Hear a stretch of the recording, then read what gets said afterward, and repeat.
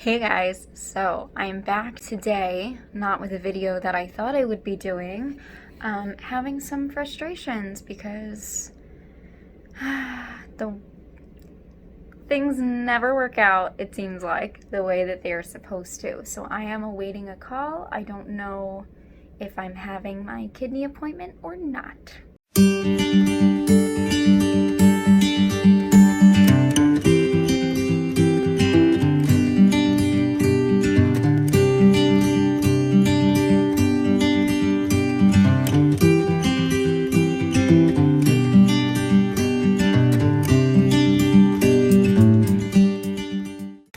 Oh, yeah, Norris, why are you crying?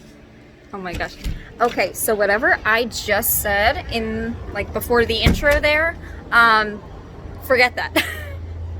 Oh my gosh. So let me preface, sorry if it's loud out here, let me preface this video by saying that I understand both sides of healthcare because I have been a long-time patient, but I've also been a nurse, and I see the disorganization, and I get it from the nursing healthcare side of there's so many patients, so many things going on, the world is ending, and it's hard to make sure things are being taken care of. But as a patient, it's come on, there's a fly on my phone.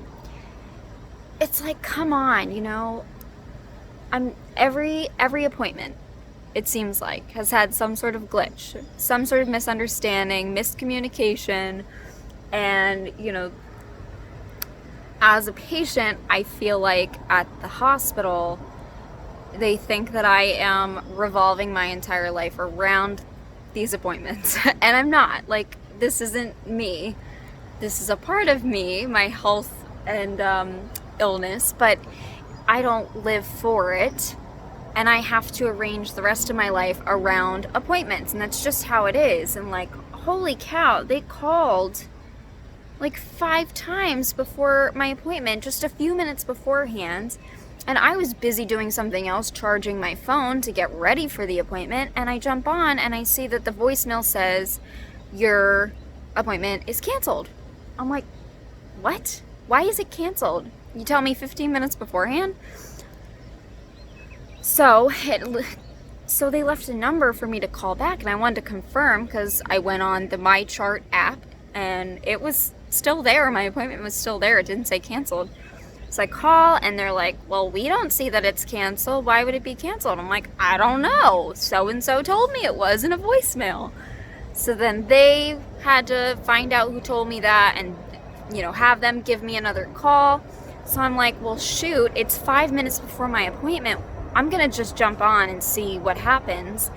And as the doctor comes on, he gets on because my appointment's still happening. I'm getting a call on my phone from the person who told me it was canceled. And I was like, well, I can't answer now because the doctor's on. I don't know. It's come on, guys. Talk to each other. But I also get it from the healthcare side that there really is so much going on and technology doesn't always work great. I get it. That is just the frustration that I've been experiencing. Anyways, I had the appointment. I have my results.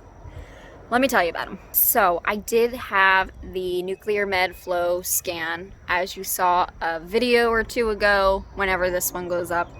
And I was told that I would get my results pretty much within 24 hours, the next day at the latest, and I didn't. I had it on Thursday, didn't get the results Friday, still didn't have them Monday, so late Monday I messaged and I was like, hey, I had this done, just curious what's happening. And then I got my results, and my kidney function is good.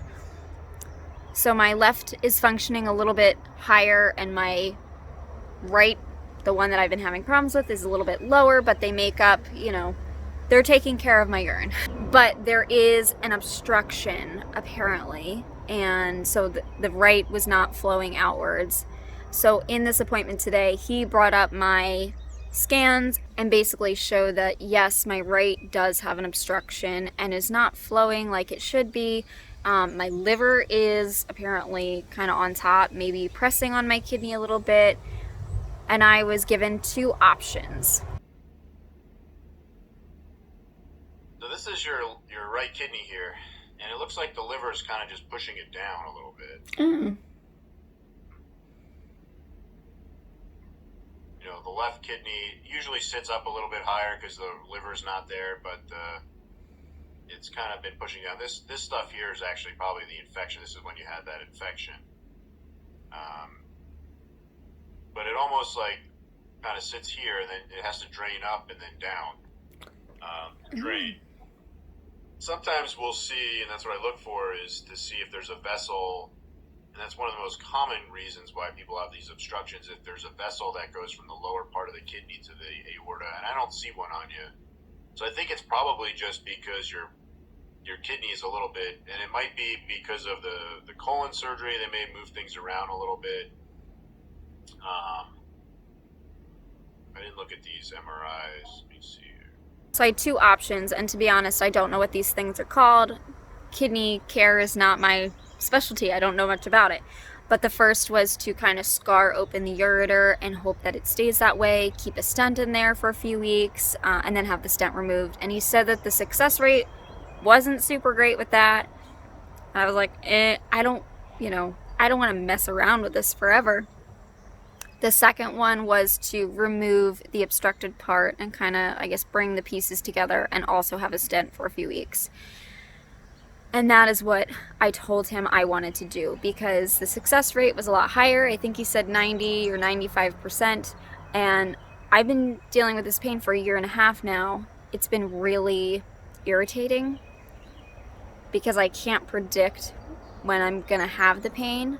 And I don't want to deal with this going into married life. You know, I want to do what I want to do and not have to deal with health stuff. And I think everybody feels that way probably. So that's what I told him I would like to do. And that's what I'm going to do. And I hope I have about 3 months until Zach and I are getting married. That just freaked me out. But I have 3 months. He said probably end of July, which would give me August and September to recover. He said it's about 4 weeks to recover. So I'm giving myself 2 months and 10 days. You know, I just am annoyed because I knew I had GI issues. Fine, whatever. I've learned, I've managed. Now I have to learn a whole new system and learn to manage it. Super fun. I don't know really what the pain will feel like after surgery. He said laparoscopic incisions will be involved. He's like, there may have to be a few more, and I was like, I don't care at this point. Like, my belly is covered. I say, you make all the incisions you need to make to get this done. So he said there may be some complications just because of the previous surgeries I've had and scar tissue, but he said it's nothing he hasn't handled before. So air conditioning just turned on over there. We will see how this goes. I'm hoping it goes well and I don't have to worry about it over a wedding. I'm really irritated that I had to wait this long, but I get it. The world is ending, was ending, I don't know. And there were other patients that were a priority, so I get that. And you just have to do what you have to do to get on with life, and sometimes you have to go with the flow of things or not go with the flow of things. Right, kidney. Anyways, so those are my results. That is the plan, and I will keep you updated when I schedule these things. And I'm nervous because I'll be alone in the hospital. But he said it was only an overnight thing. Knowing me, it'll be a couple days, but we'll see. Anyways, guys, thank you for being patient on these stupid kidney results. It took forever. I hope you all had a happy 4th of July. I do have a video that either is coming out before this one or is coming out after. We'll see which one I edit first, about what we did over the 4th of July weekend. But I hope you're feeling good, and I will see you in the next. Bye.